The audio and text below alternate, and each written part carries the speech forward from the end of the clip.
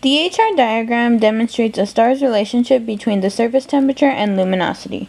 As you can see from the image, there are 4 divisions. We have the main sequence, which begins from the top left-hand corner and continues to the bottom right-hand corner. In the top right-hand corner, we have the giants and supergiants, and in the lower left-hand corner, we have the white dwarfs. What this diagram shows is stellar evolution. For a majority of the stars, they begin their lives on the main sequence and spend about 90% of their lives there. As they grow older, they'll either turn into supergiants or giants, and eventually, right before their death, turn into white dwarfs. As you can see from the bottom of the diagram, there are 7 different temperature classes: O, which is the hottest, and M, which is the coolest. In between, we have B, A, F, G, and K. What these letters do is help classify the temperatures of the stars in relation to where it's positioned on the HR diagram. So we chose the HR diagram as our concept because at first we didn't understand how the star's position determined what part of the lifespan it was in, or how the star's position determined what type of star it was.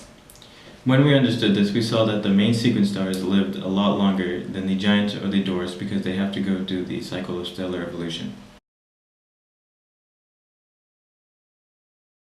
It's important to understand the HR diagram because it's essential to realizing the path of stellar evolution and the stars' path as they go through their life cycle.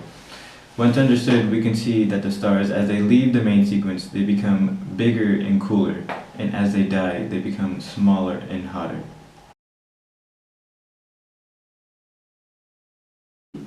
Well, I think science is really just like a car manufacturer, right?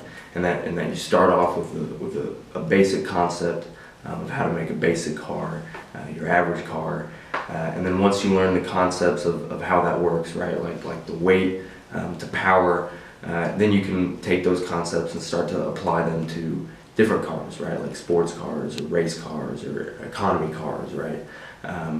And that applies to the HR diagram. Once you understand what most planets, what most cars operate under, what forces act upon them, you can start to understand how you can take those forces and make a race car, a sports car, or a supergiant, a giant, a white dwarf. What forces act on those planets in the same way that different forces act upon different cars.